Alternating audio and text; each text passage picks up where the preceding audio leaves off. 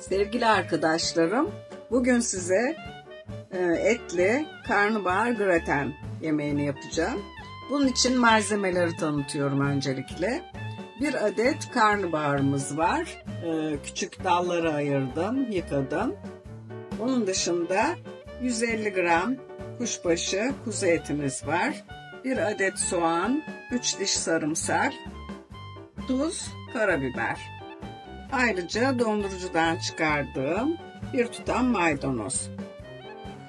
Ayrıca beşamel sosumuz var. Beşamel sosumuz için su bardağı süt, 1 çay kaşığı tuz, yarım çay kaşığı karabiber, muskat, bunu rendeleyeceğim, 2 çorba kaşığı un. Şimdi yapımına başlayabiliriz. Öncelikle buhar tenceremi hazırladım.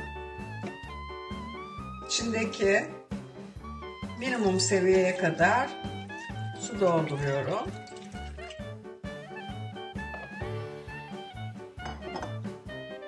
Buhar aparatını koyuyorum. Bunun üzerine karnabaharlarımı diziyorum. Buhar tenceremi daha önce size tanıtmıştım. Üzerinde köfte pişirmiştim. Köfte ve patates pişirmiştim.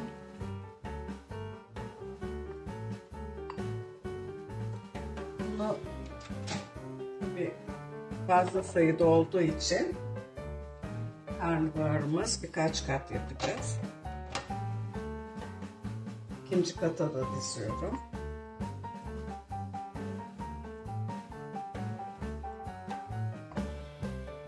Tencere çok büyük bir kolaylık.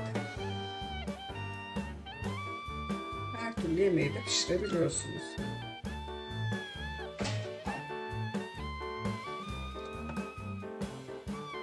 İkinci katı hazırladım. Şimdi üçüncü kata koyuyorum.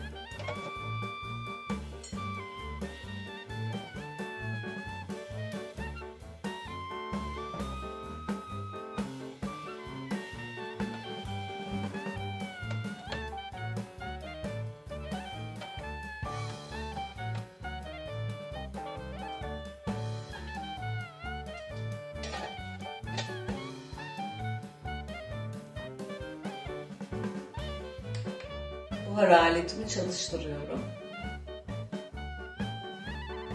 20 dakikayı ayarlayacağım.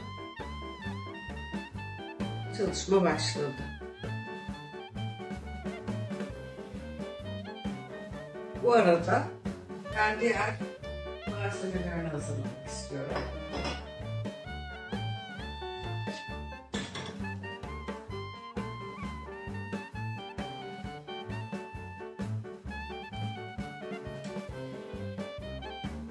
Sıvı yağda iç harcı hazırlıyorum şimdi.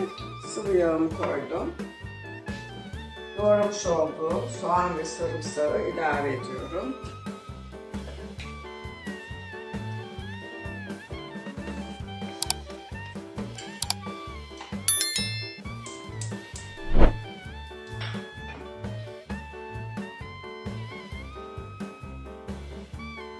Birlikte kavuracağım.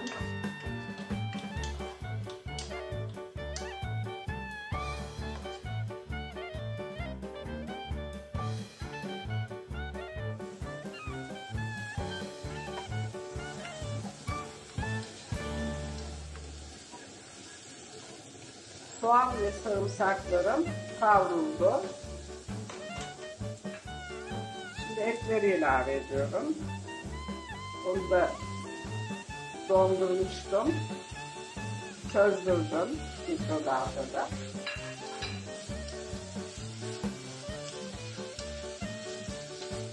Birlikte kavurmaya devam ediyorum.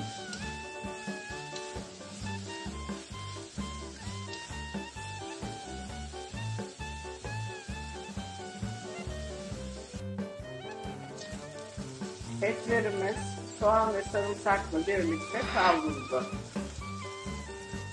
Bunun için kenara alıyorum. Beşamel sos yapımına başlıyorum. Bunun için de tencereye yine 2 yemek kaşığı kadar sıvı yağ koyuyorum. 2 yemek kaşığı un, birlikte kavuracağım.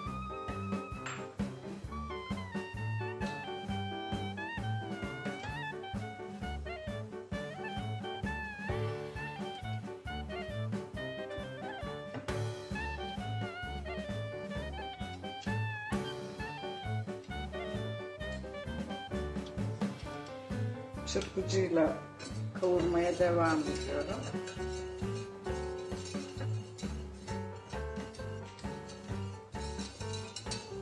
Bunlar kavrulunca, pembeleşince süt ilave ediyorum.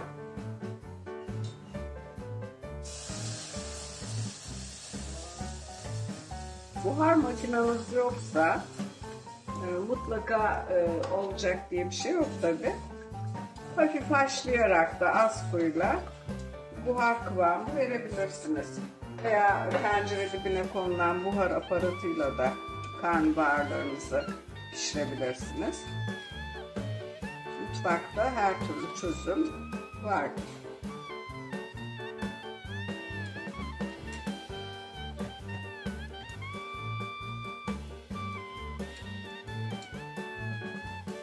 Tuz ve karabiberi ilave ediyorum. Birlikte yoğunlaşana kadar pişirmeye devam edeceğim. Bu arada buhar makinamız karnabaharın piştiğini haber veriyor. Beşamel sosumuz yoğunlaşmaya başladı. İyicene göz göz olana kadar pişirmem gerekiyor. Gördüğünüz gibi henüz göz göz olmadı.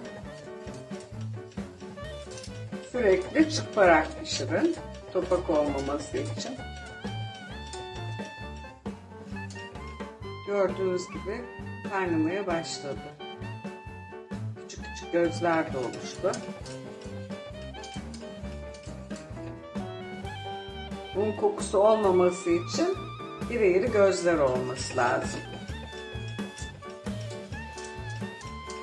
Oradan da anlayabilirsiniz pişip pişmediğini. Şu anda küçük küçük gözler.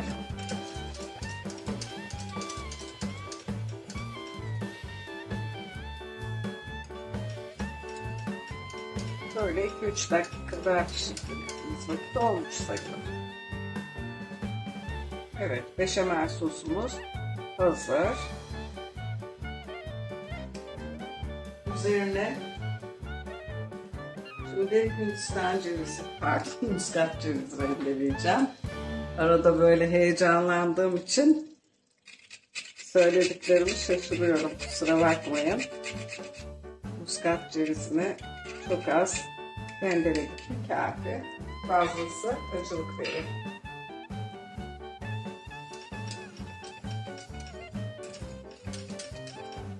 Kapatıyorum.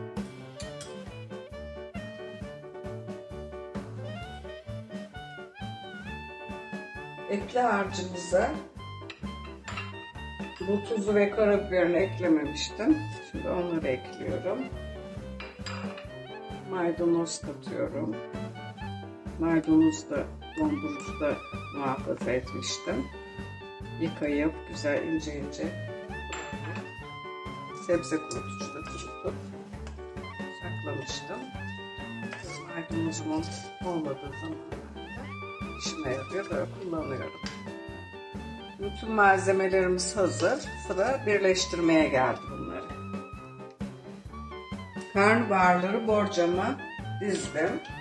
Üzerine hazırladığım etli harcı döküyorum. Bu harca bezelye, havuç da ekleyebilirsiniz. Evde hangi malzemeniz varsa. Ben sadece etli yaptım bu kez.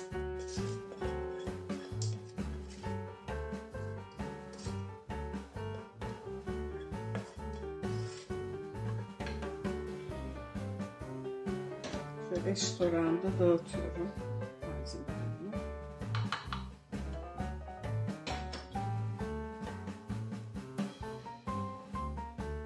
İç harcı koyduktan sonra beşamel sosu üzerine döküyorum.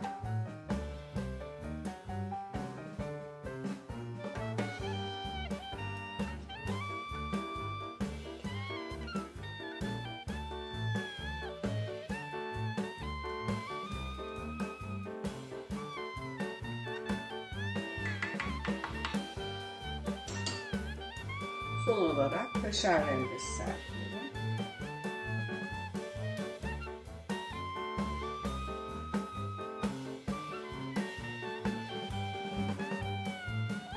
Şimdi fırında 200 derecede pişireceğim. Üzeri kızarana kadar.